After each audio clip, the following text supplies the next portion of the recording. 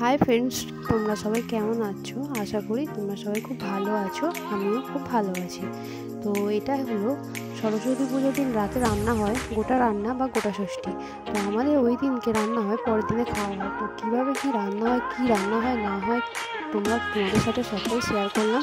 তোমরা পুরো ভিডিওটি স্কিপ না করে দেখতে থাকো, আশা করি তোমাদেরও খুব ভালো লাগবে।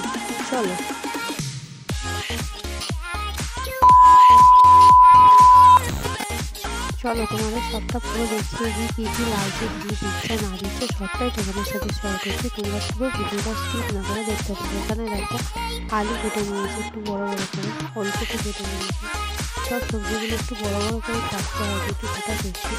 তো এখানে বের করা আছে, সিম আছে, এখানে একটু গোটা দিয়ে দিই, ওলকপি, মটরশুঁটি, কাঁচা লঙ্কা, এগুলো সব কিছুটা গোটা রেখেছে, কিছু গোটা দিতে হয়। তো পালং শাক, আর এখানে আছে লাউ শাক, এখানে আছে এটা হচ্ছে এক ধরনের শাক, এখানে আছে মটরশুঁটি। চলো এবার পুরোটা তোমাদের দেখিয়ে দিই। এখানে আছে বড় বড় করে কেটে দেওয়া বাঁধাকপি। দেখো রান্না শুরু করে নেবে, একে একে সব সবজিগুলোকে ভেজে নেবে। দেখো প্রথমে ফুলকপিগুলো ভেজে নিচ্ছে।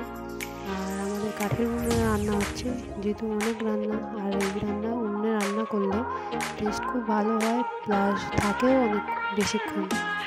গ্যাসে থেকে উনুনে বেশি ভালো হয়। তো দেখো কাঠের উনুনে রান্না করে নিচ্ছে, ফুলকপিগুলো ভেজে তুলে নিয়েছে। এবারে শিম আর বিনসগুলো ভেজে তুলে নেবে। দেখো শিম আর বিনস আর ফুলকপিটা ভাজা হয়ে গেছে, সব তুলে নিল।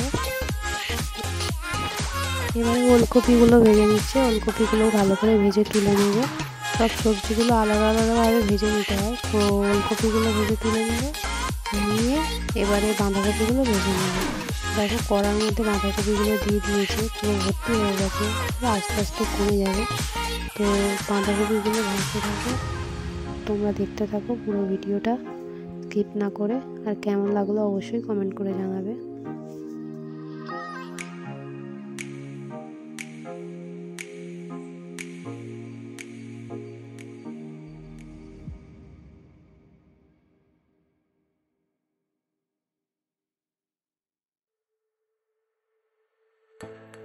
দেখো বাঁধাকপিগুলো কিছুটা ভাজা হয়ে গেছে, বাঁধাকপিগুলো ভাজা হয়ে গেলে তুলে নেবে। তো বাঁধাকপিগুলো তুলে নেওয়ার পর কড়াইতে দিয়ে দিল সর্ষের তেল, এবারে দিয়ে দিল কয়েকটা তেজপাতা, আর এবারে একটু ফোড়ন দিয়ে দেবে। তার জন্য 5 ফোড়ন, একটু গোটা জিরে আর কয়েকটা শুকনো লঙ্কা দিয়ে দিল। খুব ভালো করে ভেজে নিয়েছে, নিয়ে এবারে বড় বড় করে কেটে রাখা আলুগুলো দিয়ে দিল। এই রান্নার জন্য সব সবজি খুব বড় বড় করে কাটতে হয়। তো দেখো আলুগুলো দিয়ে দিয়েছি, আলুগুলো একটু ভালো করে ভেজে নেবে, নিয়ে তারপর মশলা দেবে। দেখো কয়েকটা গোটা আলুও দিয়ে দিল। তো এর মধ্যে যা যা সবজি রান্না হয়, যাই রান্না হোক, তার মধ্যে সব সবজি কিছুটা করে 2-1টা করে গোটাও দিতে হয়। তো আলুটা ভালো করে ভাজা ভাজা হয়ে গেছে, এবারে ভেজে রাখা ফুলকপিগুলো এর মধ্যে দিয়ে দেবে। ভেজে রাখা ফুলকপিগুলো সব দিয়ে দিল, দিয়ে এবার ভালো করে একটু কষিয়ে নেবে, তারপর মশলা দিয়ে দেবে। তো তোমরা দেখতে থাকো পুরো ভিডিওটি। দেখো হলুদ গুঁড়ো দিয়ে দিল, লঙ্কার গুঁড়ো দিয়ে দিল, এবার ভালো করে কষিয়ে নেবে।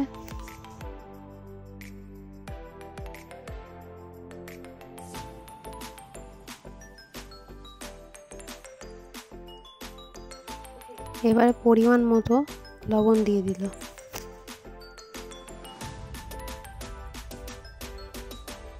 এবার একটু কিছুক্ষণ কষিয়ে নিয়ে বাদ বাকি সব ভেজে রাখা সবজিগুলো একে একে দিয়ে দেবে। তো এবারে ভেজে রাখা বাঁধাকপিগুলো দিয়ে দিল, দিয়ে এবার কষিয়ে নেবে আরও একটু।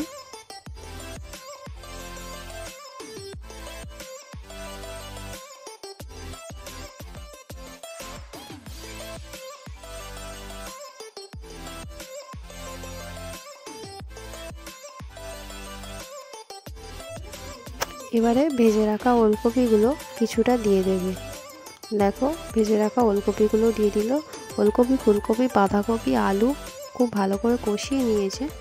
নিয়ে এবারে এগুলো জল দিয়ে দেবে। তোমরা পুরো ভিডিওটি দেখতে থাকো, কেমন লাগলো অবশ্যই কমেন্ট করে জানাবে। দেখো কত বড় বড় করে ফুলকপি কেটেছে, আর সব কিছুই বড় বড় করে কাটতে হয় যেটু গোটা ষষ্ঠী। দেখো এবারে জল দিয়ে দিল পরিমাণ মতো।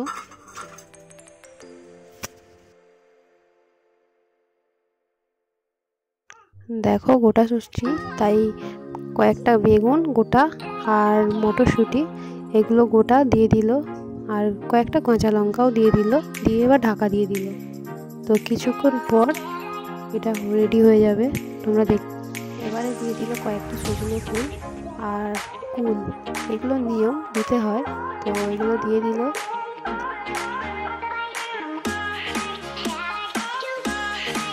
এবারে ভেজে রাখা বিনসগুলো এর মধ্যে দিয়ে দিল। যেহেতু এগুলো খুব ভালোভাবে ভাজা ছিল সেই জন্য আগে দেয়নি, আগে দিলে ঘেটে যাবে সেই জন্য পরে দিল। তো এবার বিনসগুলো দিয়ে দেওয়ার পরে একটু নাড়িয়ে নিল, নাড়িয়ে নেওয়ার পরে এবারে ভেজে রাখা শিমগুলো সব দিয়ে দিল, দিয়ে কিছুক্ষণ পরে এটা রেডি হয়ে যাবে। তোমরা দেখতে থাকো।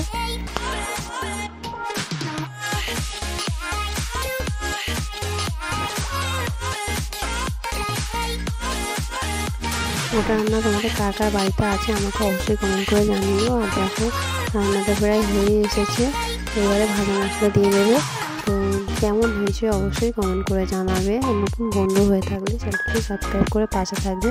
দেখো ভেজে রাখা মশলা দিয়ে দিল, দিয়ে দেওয়ার পরে এবারে তরকারিটি রেডি হয়ে যাবে, এবারে নামিয়ে নেবে।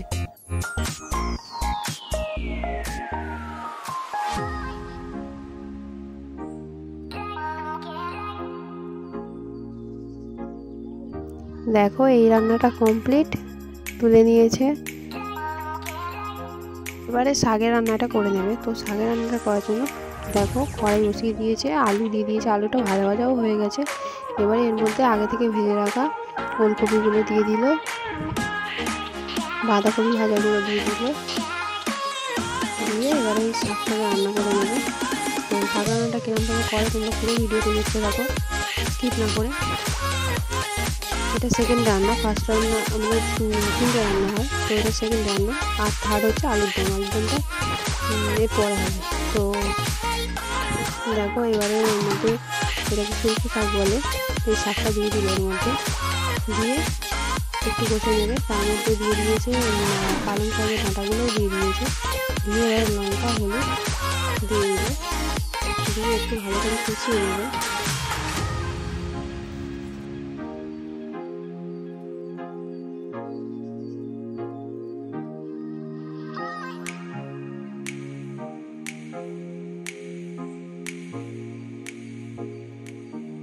সব কিছু খুব ভালো করে কষানো হয়ে গেছে। এবারে অল্প পরিমাণে জল দিয়ে দিল, কারণ শাক থেকে যেহেতু জল বেরোয় তাই জলটা একটু কমই দিল। এবারে দিয়ে দিল লাউ শাক।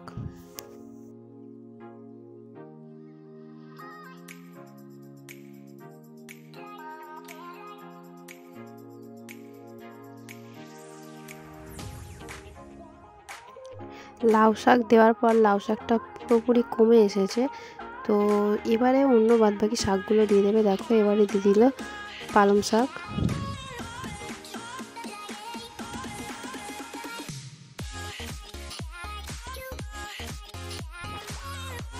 দেখো সব পালং শাকগুলো দিয়ে দেওয়ার পরে পুরো ভর্তি হয়ে গেছে। এবার একটু ঢাকা দিয়ে দেবে, ঢাকা দিলে একটু কমে আসবে। তো একটু ঢাকা দিয়ে দিল, কিছু ঢাকা খুলে নেওয়ার পর এবারে দিয়ে দিল কড়াই শাক। তো কড়াই শাকগুলোকেও দিয়ে দিল, দিয়ে এবারে কিছুক্ষণ ধরে খুব ভালো করে নাড়াচাড়া করে নেবে। যেহেতু এবারে জল বেরোবে তাই নাড়তেই কিছুক্ষণ ধরে নাড়তে হবে, আর না নাড়লে নিচে ধরে যাবে, সেই জন্য কিছুক্ষণ ধরে এবারে খালি নাড়তেই থাকতে হবে।